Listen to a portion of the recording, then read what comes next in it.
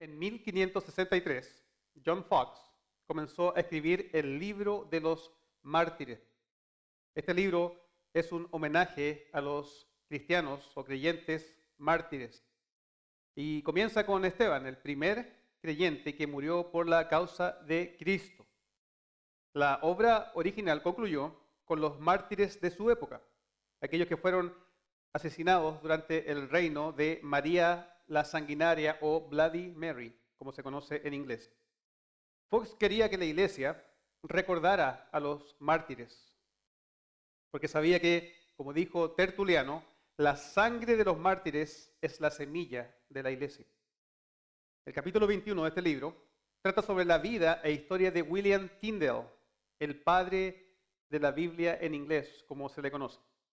Tyndale vivió en una Inglaterra sumida en la ignorancia espiritual.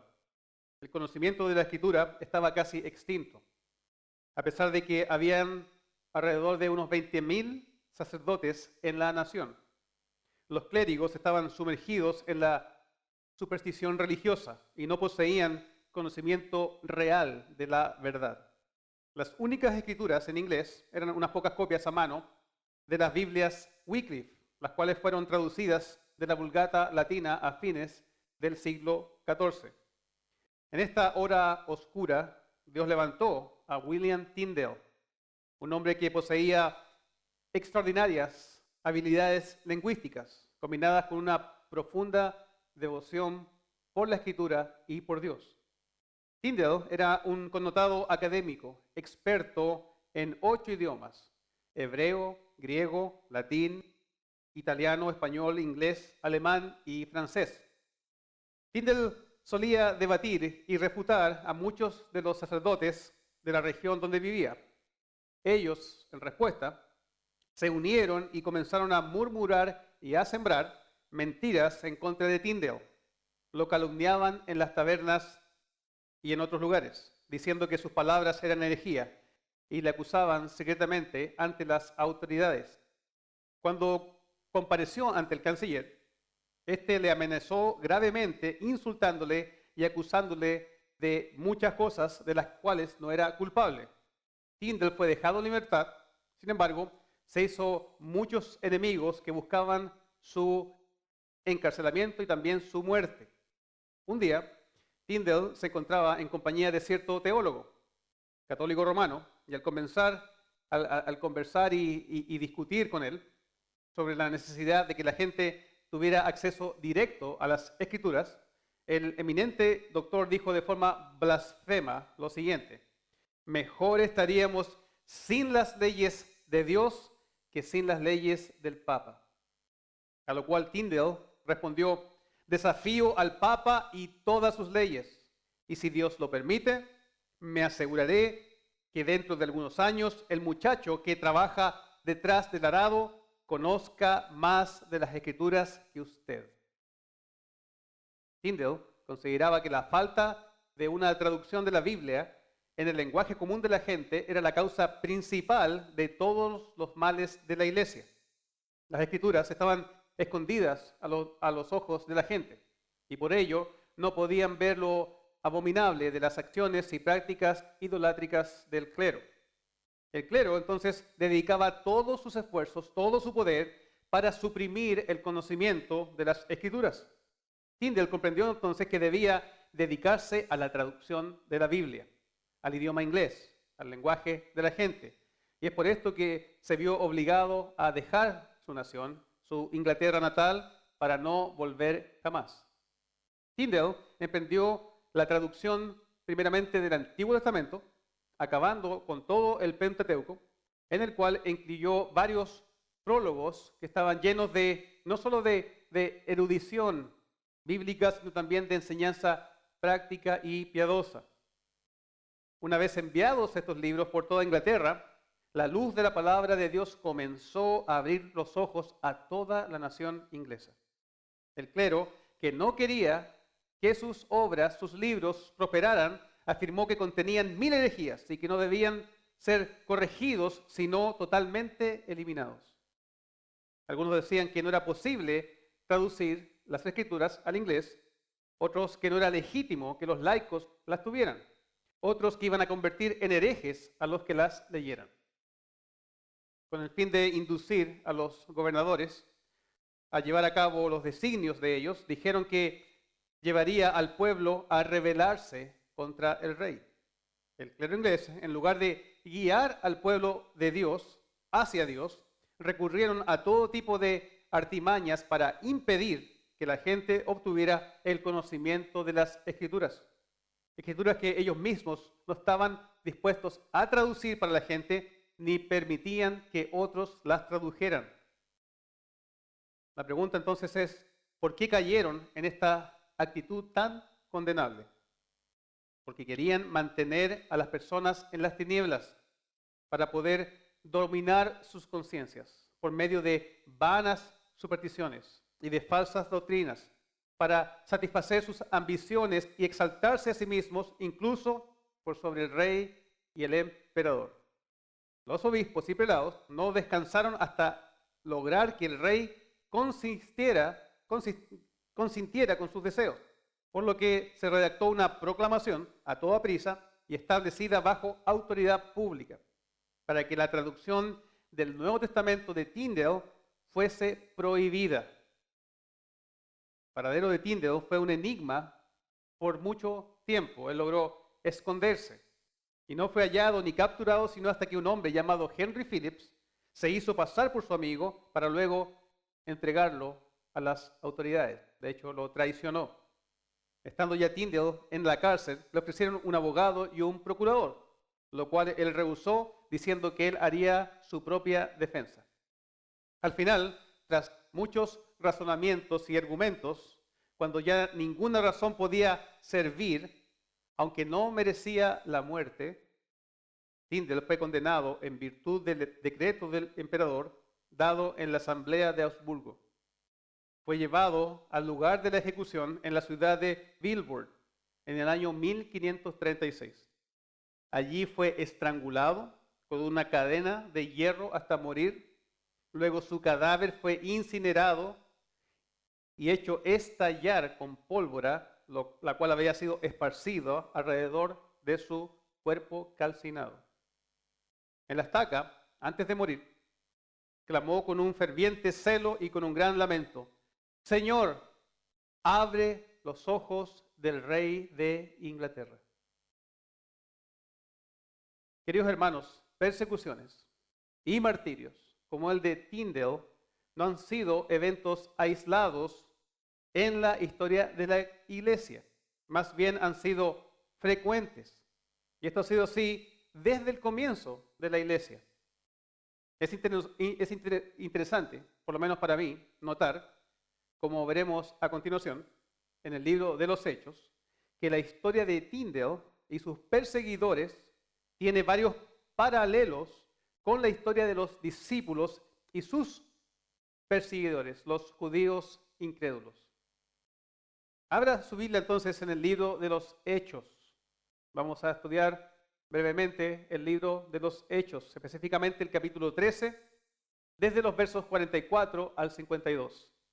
Hechos 13, versos 44 al 52. Así dice la palabra de Dios. El siguiente día de reposo se juntó casi toda la ciudad para oír la palabra de Dios.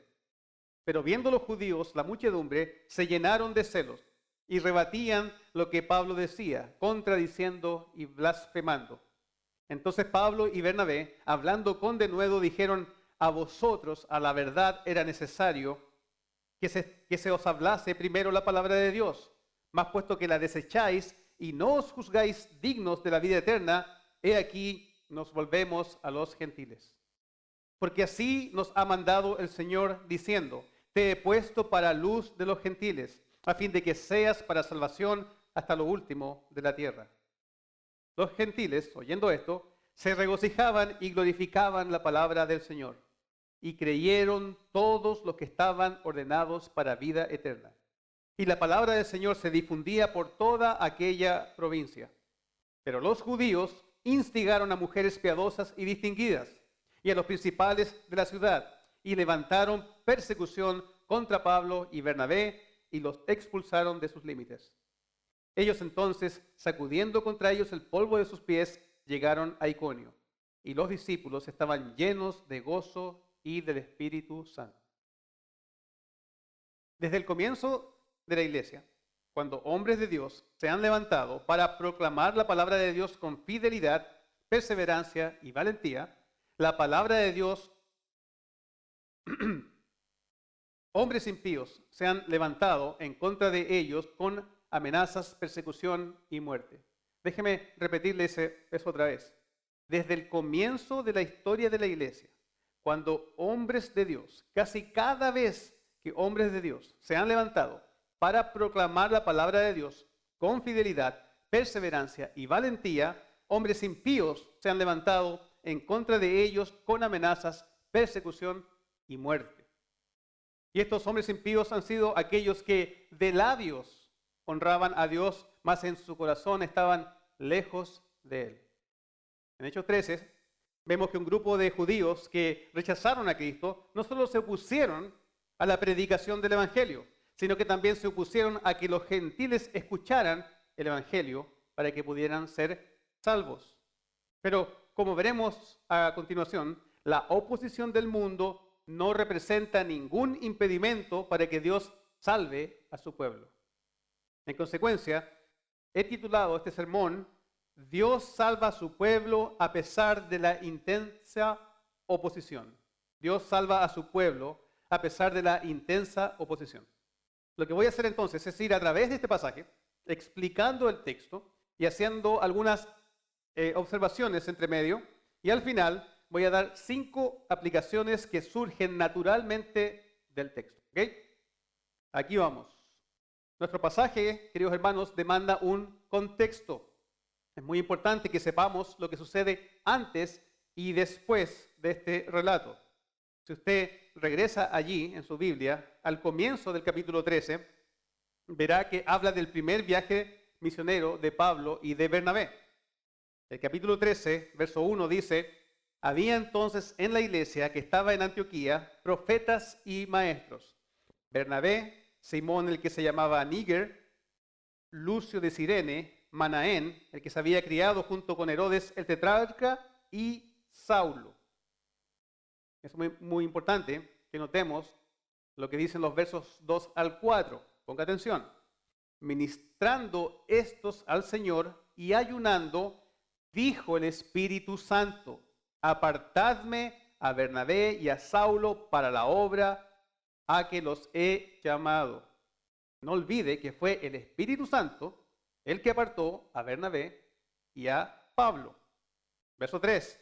Entonces, habiendo ayunado y orado, les impusieron las manos y los despidieron. Ellos entonces, enviados por el Espíritu Santo, tampoco olvide que fueron enviados por el Espíritu Santo, es muy importante. Descendieron a Seleucia y de allí navegaron a Chipre, y llegados a Salamina anunciaban la palabra de Dios en las sinagogas de los judíos. En los versos 6 al 12 leemos acerca de su encuentro con Elimás el mago. Elimás era un falso profeta judío que se opuso a ellos mientras presentaban la palabra de Dios al procónsul Sergio Pablo. Pablo reprendió a Elimás y este como resultado se volvió ciego. Verso 12. Entonces el procónsul, viendo lo que había sucedido, creyó, maravillado de la doctrina del Señor. Baje al verso 14 y ahí leemos que Pablo y Bernabé llegaron a Antioquía de Pisidia y entraron en la sinagoga un día de reposo y se sentaron. Y después de la lectura de la ley y de los profetas, los principales de la sinagoga mandaron a decirles: varones hermanos, si tenéis alguna palabra de exhortación para el pueblo, hablad. Entonces Pablo, levantándose, hecha señal de silencio con las manos, dijo. Los versos 16 al 39 se registra que Pablo predicó un gran sermón. Él empezó diciendo: varones israelitas y los que teméis a Dios, oíd. Luego, él procede a dar un resumen de la historia de Israel y de cómo Dios los escogió y cómo los prosperó en Egipto, y les recuerda el tiempo en el desierto durante 40 años y la conquista de Canaán. En el verso 20, Después, como por 450 años, les dio jueces hasta el profeta Samuel. Luego pidieron rey y Dios les dio a Saúl, hijo de Cis, varón de la tribu de Benjamín, por 40 años. Quitado este, les levantó por rey a David. Verso 23. De la descendencia de este y conforme a la promesa, Dios levantó a Jesús por Salvador a Israel. Verso 26. Varones hermanos, hijos del linaje de Abraham, y a los que entre vosotros teméis a Dios, a vosotros es enviada la palabra de esta salvación. Luego Pablo les habla de la muerte de Cristo y de la resurrección, y todo esto les dice que fue profetizado en el Antiguo Testamento. Versos 38 y 39. Sabed pues esto, varones hermanos, que por medio de él se os anuncia perdón de pecados, y que todo aquello de que por la ley de Moisés no pudisteis ser justificados, en él es justificado todo aquel que cree. Y finalmente, en los versos 40 a 41, les advirtió diciendo: mirad pues, que no venga sobre vosotros lo que está dicho en los profetas. Mirad, oh menospreciadores, y asombraos y desapareced, porque yo hago una obra en vuestros días, obra que no creeréis si alguien os la contare.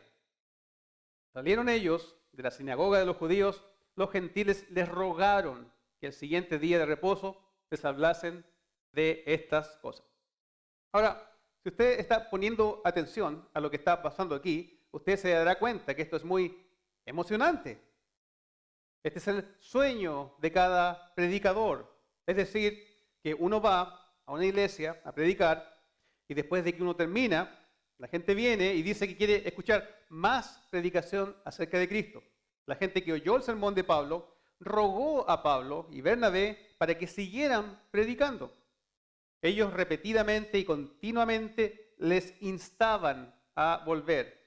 Querían escucharlos de nuevo tan pronto como el siguiente día de reposo.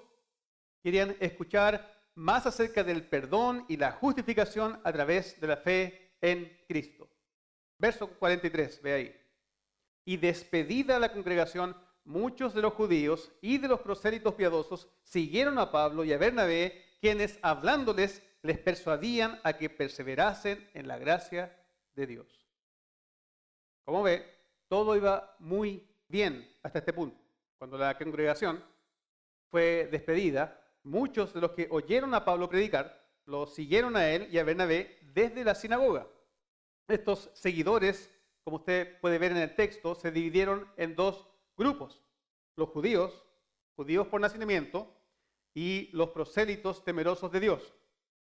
Los prosélitos temerosos de Dios no eran judíos por nacimiento, pero se convirtieron en devotos conversos completos al judaísmo.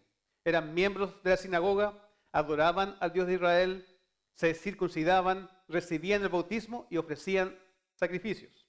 Ahora, leemos que muchos judíos y prosélitos temerosos de Dios estaban respondiendo, al menos externamente, al evangelio.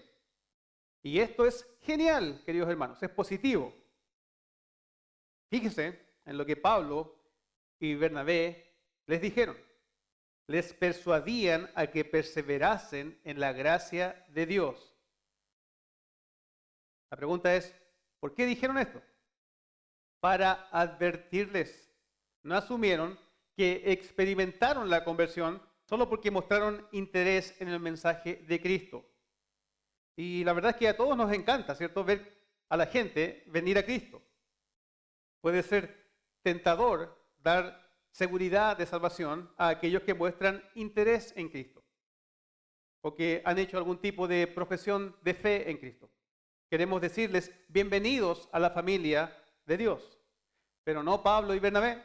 Ellos tenían entendimiento, resistieron la tentación de decirles que ya eran cristianos.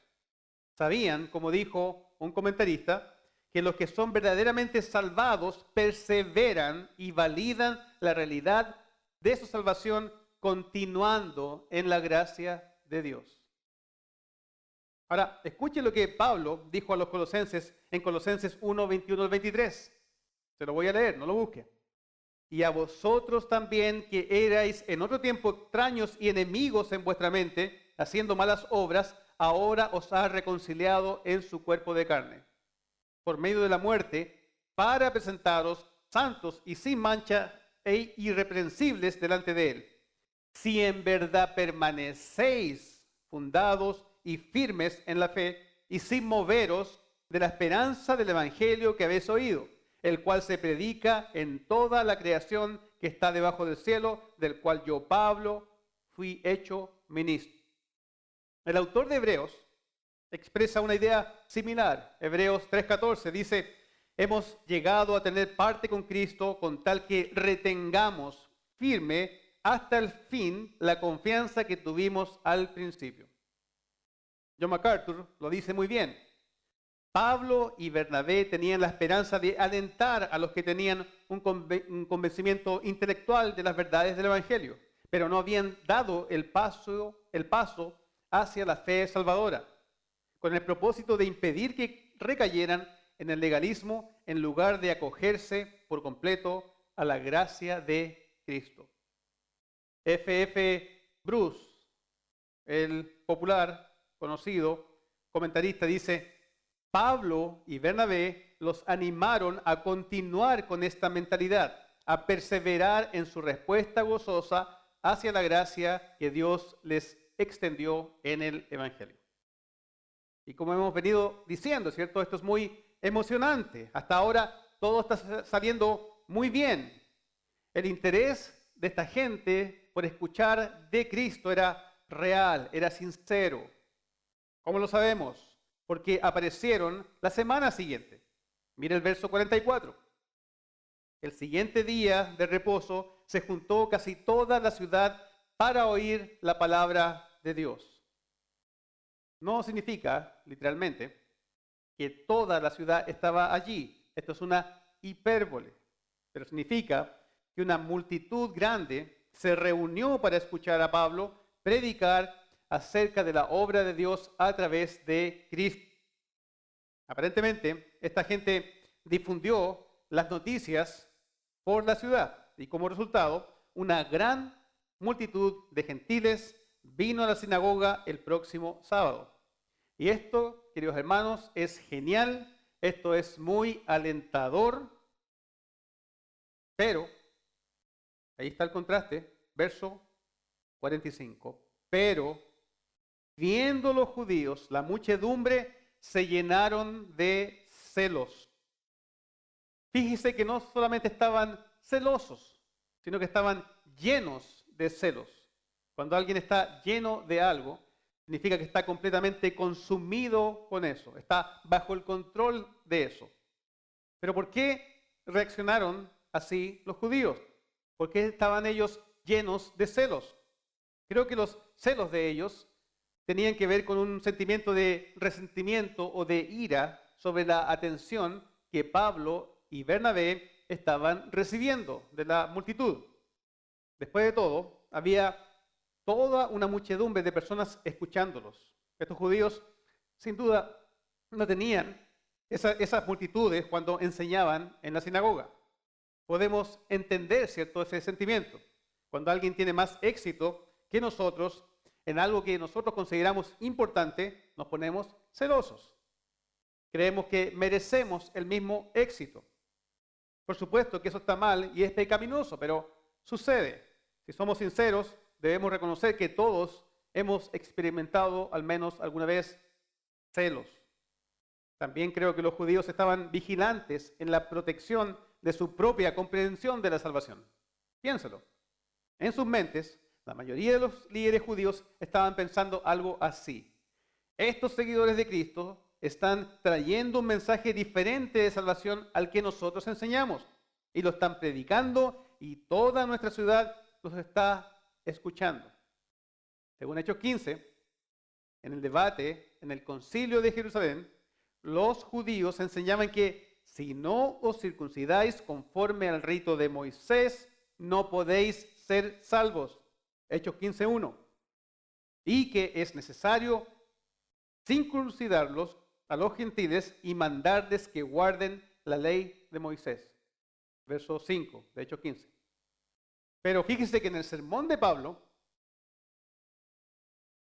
en el sermón que Pablo había predicado hace solo una semana, en el contexto anterior de nuestro pasaje, en los versos 38 y 39, recuerden que Pablo predicó lo siguiente: sabed pues esto, varones hermanos, que por medio de él, Cristo, se os anuncia perdón de pecados, y que todo aquello de que por la ley de Moisés no pudisteis ser justificados, en él es justificado todo aquel que cree. Lo que Pablo estaba predicando era lo mismo que enseñó a los Gálatas. Esto es que el hombre no es justificado por las obras de la ley, sino por la fe de Jesucristo. Nosotros también hemos creído en Jesucristo para ser justificados por la fe de Cristo y no por las obras de la ley, por cuanto por las obras de la ley nadie será justificado. Gálatas 2:16. Entonces, a la luz de esto, no nos debe extrañar que los judíos estén tan enojados y tan llenos de celos. Y naturalmente empezaron a oponerse a Pablo. Aquí las cosas se empiezan a poner un poco más difíciles para los apóstoles. Verso 45 continúa, otra vez volviendo a Hechos 13, verso 45, y rebatían lo que Pablo decía, contradiciendo y blasfemando. Es decir, estaban continuamente hablando en contra del mensaje de Pablo y tratando de refutarlo. Y no solo estaban blasfemando contra él, estaban calumniándolo, insultándolo, hablando con desprecio hacia Pablo. Al hacer esto, aunque sin saberlo, también eran culpables de blasfemar contra Dios. ¿Por qué? Porque rechazar a los apóstoles enviados por Jesús es lo mismo que rechazar tanto a Jesús como al Padre que los envió. En Hechos 13:14 leímos, ¿se acuerda? Que Pablo y Bernabé fueron enviados ¿por quién? Por el Espíritu Santo a esta ciudad. Escuchen lo que dijo Jesús a sus discípulos en Lucas 10:16. El que a vosotros oye, a mí me oye, y el que a vosotros desecha, a mí me desecha, y el que me desecha a mí, desecha al que me envió. Ahora, ¿cómo respondieron Pablo y Bernabé a esta oposición? Lejos de ser intimidados, verso 46, Pablo y Bernabé, hablando con denuedo, dijeron: a vosotros a la verdad era necesario que se os hablase primero la palabra de Dios, mas puesto que la desecháis y no os juzgáis dignos de la vida eterna, he aquí nos volvemos a los gentiles. Hay 4 puntos importantes en este verso. Primero, Dios ofreció primero el plan de salvación a los judíos. Mateo 10:5-6. A estos 12 envió Jesús y les dio instrucciones diciendo: por camino de gentiles no vayáis, y en ciudades samaritanos no entréis, sino id antes a las ovejas perdidas de la casa de Israel. Mateo 15:24. Jesús respondiendo dijo: no soy enviado sino a las ovejas perdidas de la casa de Israel. Lucas 24:46-47. Jesús otra vez: así está escrito, y así fue necesario que el Cristo padeciese y resucitase de los muertos al tercer día, y que se predicase en su nombre el arrepentimiento y el perdón de pecados en todas las naciones, comenzando desde Jerusalén. Y Romanos 1:16, este es Pablo: porque no me avergüenzo del evangelio, porque es poder de Dios para salvación a todo el que cree, al judío primeramente y también al griego. Aunque el ministerio principal de Pablo era para con los gentiles, él tenía el deseo de ver a los judíos salvados. Ve usted Romanos 9:1-5 y Romanos 10:1. Pablo les predicó primero a los judíos en muchas ciudades. En segundo lugar, como grupo, los judíos rechazaron la palabra de Dios, la rechazaron, la desecharon, la hicieron a un lado o la repudiaron. Esta palabra, desechar, significa empujar algo con fuerza. Un término gráfico para expresar el rechazo que ellos tenían. Y en tercer lugar, se han hecho indignos de la vida eterna. Esta es otra manera de describir lo que es la salvación, haciendo hincapié en su contenido. Así que el rechazo y la falta de salvación son su responsabilidad. El mensaje de salvación está ahora asociado con la esperanza de la vida eterna. Así que finalmente Pablo se dirige a los gentiles. Este es el primero de varios lugares en Hechos donde Pablo va a los gentiles después de ser rechazado por la mayoría de los judíos. Pero este alejamiento de Pablo no es definitivo. En cada lugar donde Pablo va, comienza de nuevo predicando a los judíos. Verso 47. Porque así nos ha mandado el Señor, diciendo, te he puesto para luz de los gentiles, a fin de que seas para salvación hasta lo último de la tierra. Para apoyar esa decisión, Pablo y Bernabé citaron de Isaías 49:6, una conocida profecía mesiánica. En ese pasaje, Dios dice acerca del Mesías, yo te pongo ahora como luz para las naciones, a fin de que lleves mi salvación hasta los confines de la tierra. John MacArthur otra vez dijo lo siguiente acerca de este pasaje, y cito, la estrecha perspectiva de la salvación como posición exclusivamente judía es incluso extraña en el Antiguo Testamento, que claramente enseña que el Mesías sería enviado también a los gentiles. No había justificación para la respuesta negativa y hostil del pueblo judío hacia la salvación gentil. Fin de la cita. Aquí, queridos hermanos, quiero dar una nota al pie. Este es un verso especial para mí. Mucha gente piensa que el significado de la palabra Chile significa el fin del mundo o donde termina la tierra. Y tiene sentido para mí. Cuando usted ve un globo terráqueo, usted puede ver que Chile es el último país en el sur y nada realmente viene después de Chile. Entonces era la voluntad de Dios que su palabra llegara a lugares tan remotos, tan lejanos como nuestro país. Dios levantaría a hombres después de los apóstoles que algún día traerían el Evangelio a nuestro querido país Chile. A pesar de que hay muchas iglesias en Chile y la gente está de alguna manera familiarizada con la Biblia y con el Evangelio de Cristo, yo estoy convencido que los chilenos no han experimentado aún la predicación bíblica y expositiva de manera masiva y poderosa y llena del Espíritu. No creo realmente que hayamos experimentado alguna vez un verdadero avivamiento todavía como resultado de la predicación bíblica, apasionada, clara y que se enfoca en la gloria de Dios y su soberanía. Espero que el Señor nos use a nosotros como iglesia para traer salvación a muchos en Chile, el fin del mundo. Hay mucho trabajo por hacer aquí.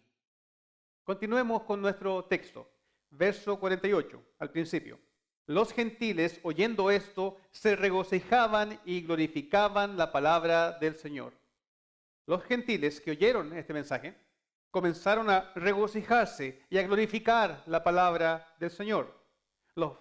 Estos verbos se utilizan para indicar la naturaleza continua de la reacción de los gentiles.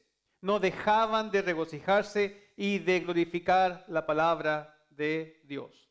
Y esto, queridos hermanos, es maravilloso. Y lo que sigue es aún mejor. Vean la segunda parte del verso 48. Y creyeron todos los que estaban ordenados para vida eterna. Esta es una referencia a la obra soberana de Dios en la salvación, donde Dios ha asignado a los que vienen a la vida eterna. Es Dios quien hace esta ordenación. Esta frase es una de las declaraciones más claras en todas las Escrituras concernientes a la soberanía de Dios en la salvación. Vemos como en tantos otros pasajes estas dos verdades gemelas, la soberanía de Dios y la responsabilidad humana en la salvación. Es Dios quien salva pero al mismo tiempo el hombre tiene que creer. Ninguno, dijo Jesús claramente, ninguno puede venir a mí si no le fuere dado del Padre. Juan 6:65. Pablo describió a los cristianos como aquellos que han sido elegidos por Dios. Colosenses 3:12. Vestíos pues como escogidos de Dios, santos y amados, de entrañable misericordia, de benignidad, de humildad, de mansedumbre, de paciencia. Segunda de Timoteo 2:10. Por tanto, todo lo soporto por amor de los escogidos, para que ellos también obtengan la salvación que es en Cristo Jesús con gloria eterna. Tito 1:1.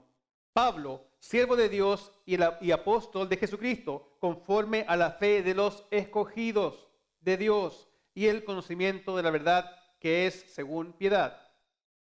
A los tesalonicenses, Pablo escribió, pero nosotros debemos dar gracias siempre a Dios respecto a vosotros, hermanos amados por el Señor, de que Dios os haya escogido desde el principio para salvación mediante la santificación por el Espíritu y la fe en la verdad.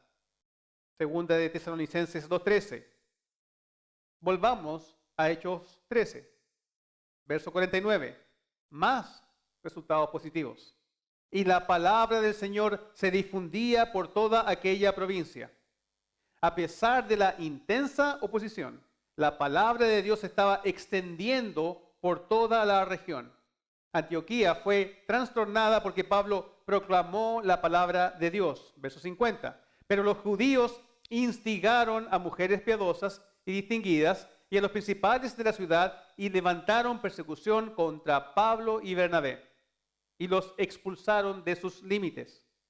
Hay que reconocer que esta fue una jugada inteligente de los judíos, engañosa, pecaminosa, pero sin embargo una jugada inteligente de los judíos.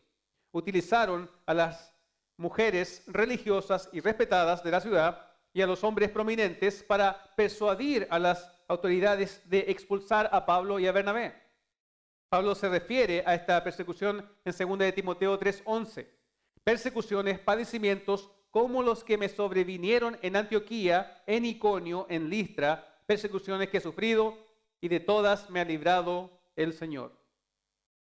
Es posible incluso que Pablo y Bernabé fueron golpeados con varillas o látigos. Pablo dijo en 2 de Corintios 11:24-25, de los judíos 5 veces he recibido 40 azotes menos 1. 3 veces he sido azotado con varas, 1 vez apedreado, 3 veces he padecido naufragio, 1 noche y 1 día he estado como náufrago en alta mar. Volvamos a Hechos 13. Ahora vemos la reacción de Pablo y Bernabé. Verso 51. Ellos entonces, sacudiendo contra ellos el polvo de sus pies, llegaron a Iconio. Pablo y Bernabé abandonaron la ciudad, sacudiendo el polvo de sus pies. Este es un acto simbólico en contra de aquellos que se les opusieron. Esta costumbre era una manera de demostrar que la responsabilidad de una acción es de la gente o de la ciudad. Retrata de una manera gráfica el dejar atrás la profanación y seguir adelante. No debía quedar ningún rastro de la presencia de ese lugar, ni siquiera en los pies. Esta acción se hizo en obediencia a lo que Jesús dijo a los discípulos en Lucas 9:5. Y donde quiera que no os recibieren, salid de aquella ciudad y sacudid el polvo de vuestros pies en testimonio contra ellos. Los discípulos se trasladaron a Iconio, una ciudad que estaba situada a 145 kilómetros al sureste de Antioquía de Pisidia. Irónicamente, queridos hermanos, a veces es la persecución lo que impulsa la expansión del evangelio. La persecución muchas veces impulsa la expansión del evangelio. El rápido movimiento de ciudad en ciudad ayuda a que el evangelio se propague más rápidamente por todo el mundo. Usted puede esperar, ¿cierto?, que Pablo y Bernabé estaban amargados, enojados o decepcionados, pero no, para nada. Verso 52. Y los discípulos estaban llenos de gozo y del Espíritu Santo. Los discípulos estaban llenos de alegría, de gozo y del Espíritu Santo. Hay un gozo continuo y una participación plena con el Espíritu. El rechazo y la persecución no detienen el progreso del Evangelio, ni la intensa oposición desalienta a los discípulos. Para concluir, queridos hermanos, quiero darle 5 aplicaciones o principios que surgen naturalmente de este texto que hemos analizado juntos. Preste atención. Si usted por alguna razón no ha prestado atención hasta este punto, le perdono. Pero al menos preste atención a estos 5 breves principios o aplicaciones que surgen de este texto. ¿Cuáles son esos principios? Principio número 1. Espere oposición cuando predique la palabra. Espere oposición cuando predique la palabra. Espere oposición, pero también espere ser bendecido por Dios. Jesús dijo en Mateo 5, 10 al 12, bienaventurados los que padecen persecución por causa de la justicia, porque de ellos es el reino de los cielos. Bienaventurados sois cuando por mi causa os vituperen y os persigan y digan toda clase de mal contra vosotros mintiendo. Gozaos y alegraos, porque vuestro galardón es grande en los cielos, porque así persiguieron a los profetas que fueron antes de vosotros. Principio número 2. No se deje intimidar cuando se enfrente a la oposición. No se deje intimidar cuando se enfrente a la oposición. Sea valiente. El apóstol Pablo fue muy valiente cuando predicó, ¿no es así? Primera de Tesalonicenses 2:1-2 dijo, porque vosotros mismos sabéis, hermanos, que nuestra visita a vosotros no fue en vano, sino que después de haber sufrido y sido maltratados en Filipos, como sabéis, tuvimos el valor, la valentía, confiados en nuestro Dios, de hablaros el Evangelio de Dios en medio de mucha oposición. La pregunta, queridos hermanos, es ¿de dónde obtuvo Pablo ese valor? ¿De dónde obtuvo él esa valentía? Respuesta, oró pidiendo valentía y pidió a los demás que oraran por él para que fuese valiente. Miren lo que dice Efesios 6, 18 al 20. Oren en el Espíritu en todo momento, con peticiones y ruegos, manténganse alerta y perseveren en oración por todos los santos. Oren también por mí, para que cuando hable, Dios me dé las palabras para dar a conocer con valor, con valentía, el misterio del Evangelio, por el cual soy embajador en cadenas. Oren para que lo proclame valerosamente como debo hacerlo. Principio número 3. Espere conversiones cuando predique la palabra. Espere conversiones cuando usted predique la palabra. Dios puede usarlo a usted para salvar a los que han sido ordenados para vida eterna. Usted no tiene que ser un predicador elocuente para predicar el Evangelio. Solo necesita entregar el mensaje de manera fiel. Leí un artículo el otro día llamado Gracias a Dios por los predicadores desconocidos, las conversiones de Charles Spurgeon y John Owen. El autor dijo, Dios usó un zapatero para salvar al príncipe de los predicadores y a un granjero para salvar al príncipe de las divinidades inglesas. Esas conversiones ilustran que el poder salvador de Dios no reside en la elocuencia del predicador, sino en el Evangelio. No importa cómo se ve el mensajero, si el mensaje que lleva es del rey. Por lo tanto, ya sea un pastor rural o un evangelista itinerante o un humilde diácono, o agrego yo, una madre, un abuelo, un estudiante universitario o quien quiera que sea usted, mientras tenga el Evangelio en sus labios, usted anuncia un mensaje real que no puede fallar. No se jacte de su propia prominencia, sino de la preeminencia del Señor. Y quién sabe, puede ser que el próximo Spurgeon u Owen se sienten bajo su predicación. Fin de la cita. Romanos 1:16 dice, porque no me avergüenzo del Evangelio, porque es poder de Dios para salvación a todo aquel que cree, al judío primeramente y también al griego. Principio número 4. Siga adelante con otra persona. Siga adelante con otra persona. Cuando haya hecho su trabajo de predicar y orar por los que están más cerca de usted, parientes, amigos, compañeros de trabajo, y ellos como resultado se alejan de usted o se convierten en sus enemigos, pase a la siguiente persona. Otros también necesitan escuchar el Evangelio de nuevo. Si se le presenta una oportunidad de nuevo en el futuro, aprovéchela. Aunque Pablo y Bernabé se sacudieron el polvo de sus pies y salieron de Antioquía de Pisidia, dejaron un cuerpo de creyentes allí y regresaron a visitar unos meses después. Hechos 14:21. Último principio, queridos hermanos. Principio número 5. Esté continuamente lleno del gozo y del Espíritu Santo. Esté continuamente lleno de gozo y del Espíritu Santo.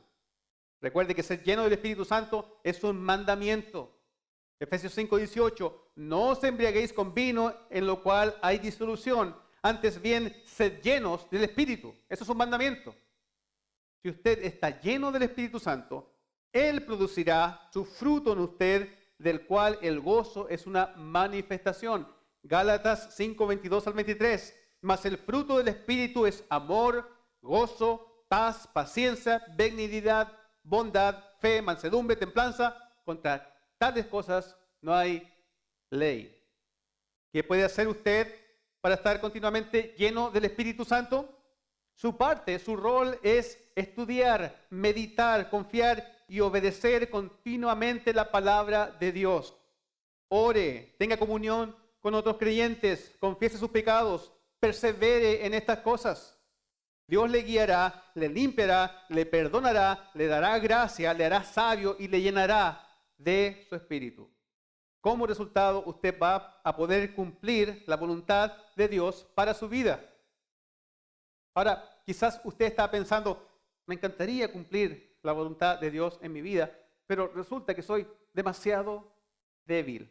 Bueno, querido hermano, si usted está pensando así, déjeme decirle que todos somos débiles.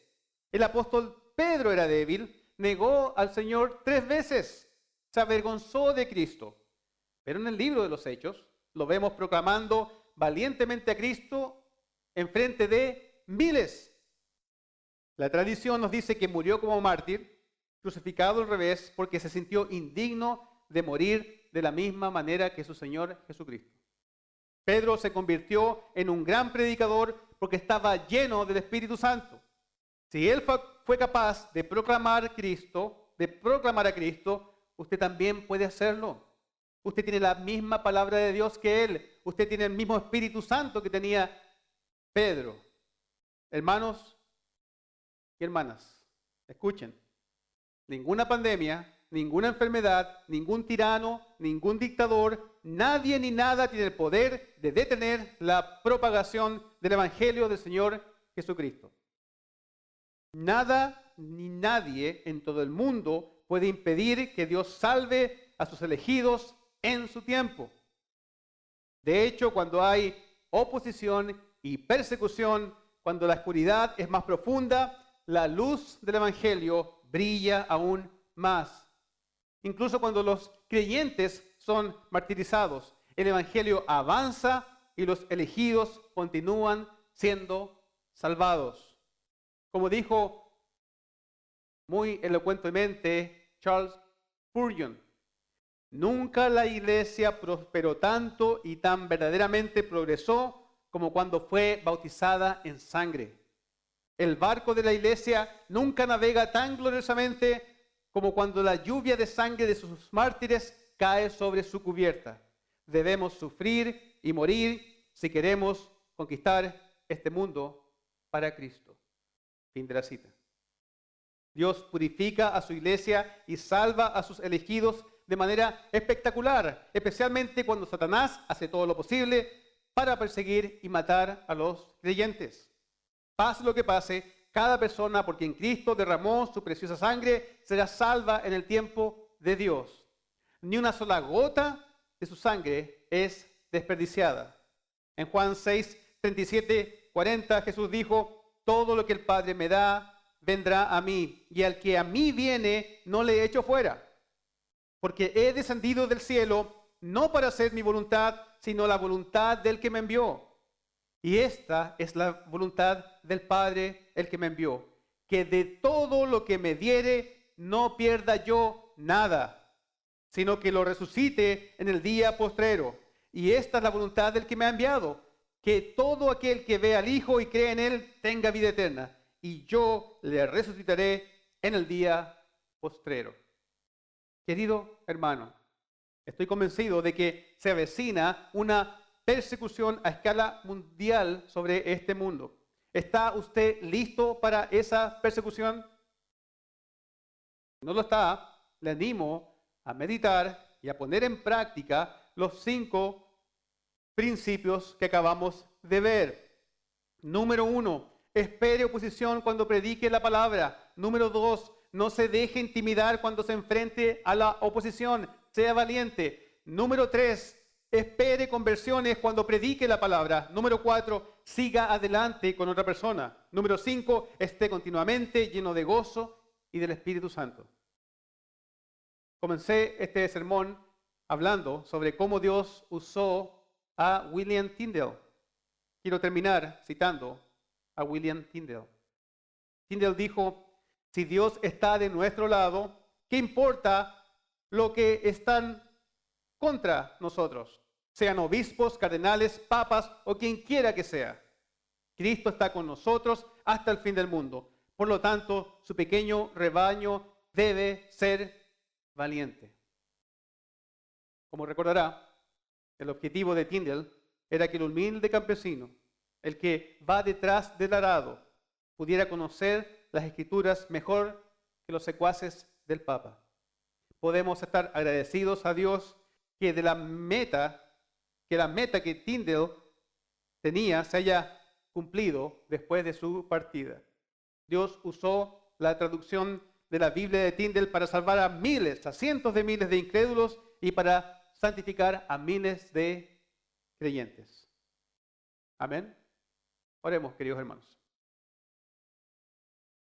Gracias, Señor, te damos por tu palabra. Ayúdanos a ser fieles en la proclamación de ella, como lo fueron aquellos que tú enviaste antes que nosotros. Danos valentía en medio de la oposición. Ayúdanos a hacer esto para tu gloria y para el beneficio de tu pueblo y para la salvación de los perdidos. En el nombre de Jesús.